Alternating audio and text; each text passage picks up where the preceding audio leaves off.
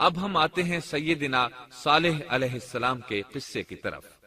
دن گزرتے گئے اور لوگ ایک بار پھر ابلیس لعین کے وسوسے میں آ کر کفر کی طرف پلٹ آئے، کیونکہ ابلیس کسی بھی شخص کو وسوسے میں ڈالے بغیر نہیں چھوڑتا۔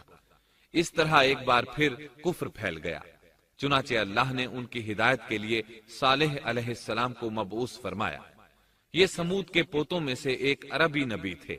ان کا نسب نامہ اس طرح ہے: صالح بن عبید بن سیاف بن ماشق بن عبید بن حاضر بن سمود بن ارم بن سام بن نوح علیہ السلام۔ گویا صالح علیہ السلام کا تعلق قوم سمود سے تھا، اور یہ قوم عاد کی نسل سے تھی۔ سمود کی قوم نے یمن کو خیرباد کہا اور جزیرے سے شمال کی طرف منتقل ہو گئے، پھر وہاں ہجر نامی ایک بستی میں جا ٹھہرے۔ قرآن کریم کی سورۃ الحجر اسی بستی کے نام سے موسوم ہے۔ قوم عاد کا تذکرہ سورۃ الحجر کے علاوہ سورۃ الاحقاف اور سورہ ہود میں بھی ہے۔ اللہ تعالیٰ سورۃ الحجر آیت 80 میں فرماتے ہیں، اور ہجر والوں نے بھی رسولوں کو جھٹلایا۔ ہجر قوم سمود کا مرکزی شہر تھا۔ اب وہ مدائن صالح کے نام سے مشہور ہے۔ یہ شہر مدینہ منورہ کے شمال مغرب میں 380 کلومیٹر کے فاصلے پر واقع ہے۔ یہ لوگ بھی پہاڑوں کو تراش کر گھر بناتے تھے۔ یہ صنعت اور کاریگری انہوں نے قوم عاد سے وراثت میں پائی تھی۔ اللہ تعالی سورۃ الفجر آیت 9 میں فرماتے ہیں، اور قوم سمود کے ساتھ کیا کیا جنہوں نے وادی میں بڑے بڑے پتھر تراشے تھے۔ قرآن مجید میں اللہ تعالیٰ ایک مقام پر فرماتے ہیں، اور ہم نے قوم عاد اور سمود کو غارت کیا جن کے بعض مکانات آپ کے سامنے ظاہر ہیں۔ ان کے مکانات ان کی تباہی سے لے کر اب تک موجود ہیں۔ شام کے راستے میں خیبر، تیماء سے تبوک تک قوم سمود کے آثار پائے جاتے ہیں۔ یہ لوگ کس طرح پتھر تراش تراش کر گھر بناتے تھے، اللہ تعالیٰ نے سورۃ الاعراف آیت 74 میں اس کا ذکر کیا ہے۔ اس وقت کو یاد کرو جب اللہ تعالیٰ نے تمہیں قوم عاد کے بعد جانشین بنایا اور تمہیں زمین پر رہنے کا ٹھکانہ دیا کہ نرم زمین پر محل بناتے ہو اور پہاڑوں کو تراش تراش کر ان میں گھر بناتے ہو۔ سو اللہ کی نعمتوں کو یاد کرو اور زمین میں فساد مت پھیلاؤ۔ یہ آیت ان کی طاقت، جسم کی صلاحیت اور ماہر فن ہونے پر دلیل ہے۔ پہاڑوں کو تراشنا دراصل قوم عاد کی عادت تھی۔ یہ بھی چونکہ انہی سے تھے، اس لیے وراثت میں یہ کام انہیں بھی آ گیا تھا۔ جس طرح اللہ نے عاد کو اپنی نعمتوں سے نوازا تھا، اسی طرح سمود کو ان سے بڑھ کر نعمتیں دی تھی۔ اللہ تعالیٰ صالح علیہ السلام کی زبانی ان سے فرماتے ہیں، اے قوم سمود، کیا تمہیں ان چیزوں میں بے فکری سے رہنے دیا جائے گا، یعنی باغات، چشموں، کھیتوں اور کھجوروں میں جن کا خوشہ ملائم ہے، اور تم پہاڑوں کو تراش کر پرتکلف گھر بناتے ہو، بس اللہ سے ڈرو اور میرا کہنا مانو۔ لیکن ان لوگوں نے ہر طرح سے قوم عاد کی پیروی کی، نصیحت پکڑنے کی بجائے بتوں کی عبادت شروع کر دی۔ اللہ نے ان کے درمیان صالح علیہ السلام کو مبعوث فرمایا۔ آپ نبوت ملنے سے پہلے بھی عقل مند اور علم والے تھے، باعزت گھرانے سے تعلق رکھتے تھے، اپنے معاملات میں لوگ ان سے مشورے لیتے تھے، لہٰذا انہیں ایک خاص مقام حاصل تھا۔ لیکن جب آپ نے انہیں ایک اللہ پر ایمان لانے، اس کے سوا کسی کی عبادت نہ کرنے کی دعوت دی تو ان کا ساتھ چھوڑ گئے۔ جواب میں ان سے کہنے لگے، اے صالح، اس سے پہلے تو ہم تجھ سے بہت کچھ امیدیں لگائے ہوئے تھے۔ مطلب یہ کہ پہلے تو ہمارے نزدیک آپ کا بہت مرتبہ تھا، مقام تھا، ہمیں آپ سے بہت امیدیں تھیں، لیکن آپ نے تو یہ باتیں کہہ کر ہماری ساری امیدوں پر پانی پھیر دیا۔ ان کے اس جواب کے باوجود صالح علیہ السلام انہیں اللہ کی طرف بلاتے رہے اور ان سے کہتے رہے، اے میری قوم، اللہ کی عبادت کرو، اس کے سوا تمہارا کوئی معبود نہیں۔ تمام انبیاء کی اپنی اپنی قوم کو یہی دعوت تھی کہ اے لوگو، اللہ کی عبادت کرو، اسی نے تمہیں زمین سے پیدا کیا ہے، اسی نے تمہیں زمین میں آباد کیا ہے، اس سے معافی طلب کرو، یقیناً میرا رب قریب ہے اور دعاؤں کو قبول کرنے والا ہے۔ اے میری قوم، تم نیکی سے پہلے برائی کی جلدی کر رہے ہو، اللہ سے معافی کیوں نہیں مانگتے کہ تم پر رحم کیا جائے؟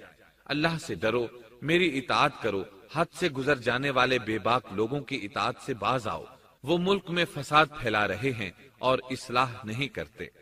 صالح علیہ السلام نے ہود علیہ السلام کی طرح اپنی قوم کو نصیحت کی، لیکن ان ظالموں نے بھی اسی طرح کفر کیا جیسے قوم عاد نے کیا تھا۔ کہنے لگے یہ کیسے ہو سکتا ہے کہ ہم اپنے میں سے ایک شخص کے تابع ہو جائیں؟ اس اکیلے کی اتنی زیادہ فضیلت کی آخر کیا وجہ ہے؟ ہم نہیں مان سکتے کہ ہم میں صرف اسی ایک پر اللہ کی باتیں نازل ہوتی ہیں۔ پھر وہ اس سے بھی آگے بڑھے اور اللہ کے نبی کو کھلے الفاظ میں پرلے درجے کا جھوٹا کہا، جادوگر کہا۔ پھر یہ سرکش اور کافر لوگ صالح علیہ السلام کے ساتھ ایمان لانے والے کمزور غریب لوگوں کو مخاطب کر کے کہنے لگے، کیا تم صالح پر ایمان رکھتے ہو؟ ہم تو اس کے منکر ہیں۔ اس طرح صالح علیہ السلام دن رات انہیں دعوت دیتے رہے، یہاں تک کہ یہ لوگ صالح علیہ السلام سے کہنے لگے، تم نے اور تمہارے ساتھیوں نے ہمارے اندر نحوست پھیلا رکھی ہے اور اسی لیے ہم مشکلات اور مصائب کا شکار ہیں، لہٰذا تم ہم سے دور ہو جاؤ۔ صالح علیہ السلام نے انہیں جواب دیا، تم پر نحوست اللہ کی طرف سے ہے، تم فتنے میں پڑے ہوئے لوگ ہو۔ پھر اس کے بعد وہ لوگ صالح علیہ السلام سے مکمل طور پر دشمنی کرنے لگے اور انہوں نے آپ کو یہاں تک کہہ دیا کہ آپ ہماری مجلس میں نہ آیا کریں کیونکہ آپ منحوس ہیں۔ پھر بات یہاں تک پہنچی کہ صالح علیہ السلام نے انہیں اللہ کے عذاب سے ڈرایا، دھمکایا اور کہا، اے میری قوم کے لوگوں، ذرا بتلاؤ تو اگر میں اپنے رب کی طرف سے کسی مضبوط دلیل پر ہوا اور اس نے مجھے اپنے پاس سے رحمت عطا کی ہو، پھر میں نے اس کی نافرمانی کی، تو کون ہے جو اس کے مقابلے میں میری مدد کرے؟ تم تو میرا نقصان ہی بڑھا رہے ہو۔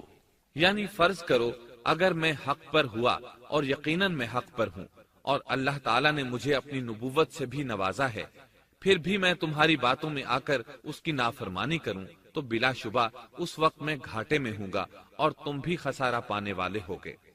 اس پر وہ ظالم لوگ مقابلے پر اتر آئے، کہنے لگے اگر تو سچا ہے تو کوئی معجزہ لے آ، لیکن وہ معجزہ ہماری مرضی کے مطابق ہو، اس صورت میں ہم ضرور ایمان لے آئیں گے۔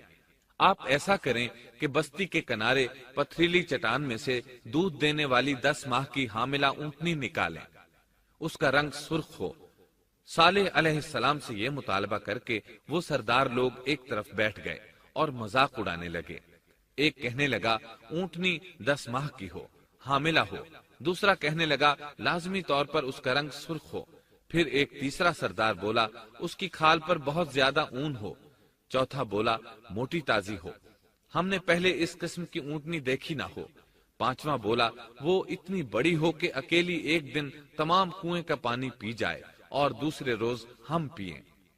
یہ لوگ اسی طرح مذاق اڑا رہے تھے کہ صالح علیہ السلام نے ان سے کہا، اگر تمہاری مطلوبہ اونٹنی تمہیں مل جائے تو کیا تم ایمان لے آؤ گے؟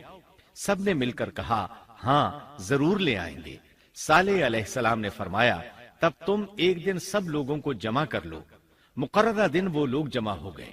ان کی موجودگی میں صالح علیہ السلام نے اللہ سے دعا کی، زمین پر زلزلہ طاری ہوا، ان کی آنکھوں کے سامنے چٹان پھٹی اور اس سے بالکل ویسی ہی اونٹنی نکلی جیسا کہ ان کا مطالبہ تھا۔ انہوں نے اپنی زندگی میں ایسی اونٹنی کبھی نہیں دیکھی تھی، اس میں وہ تمام صفات موجود تھیں جن کا ذکر ان لوگوں نے کیا تھا۔ اللہ تعالیٰ صالح علیہ السلام کی زبانی سورہ ہود آیت 64 میں فرماتے ہیں، اے میری قوم، یہ اللہ کی بھیجی ہوئی اونٹنی ہے، یہ تمہارے لیے ایک معجزہ ہے، اب تم اسے اللہ کی زمین میں کھاتی ہوئی چھوڑ دو اور اسے کسی طرح کی تکلیف نہ پہنچاؤ، ورنہ فوری عذاب تمہیں آ پکڑے گا۔ اس اونٹنی کو چونکہ کسی اونٹنی نے جنم نہیں دیا تھا، اس لیے اس کو ناقۃ اللہ یعنی اللہ کی اونٹنی کہا گیا۔ پھر صالح علیہ السلام نے فرمایا، لوگو سن لو، ایک دن یہ اونٹنی پانی پیے گی، ایک دن تم پیو گے، تم میں سے کوئی اسے تکلیف نہ پہنچائے، ورنہ اللہ کا بدترین عذاب تم پر نازل ہوگا۔ سورۃ القمر میں اللہ فرماتے ہیں، بے شک ہم اونٹنی کو ان کے لیے آزمائش بنا کر بھیج رہے ہیں،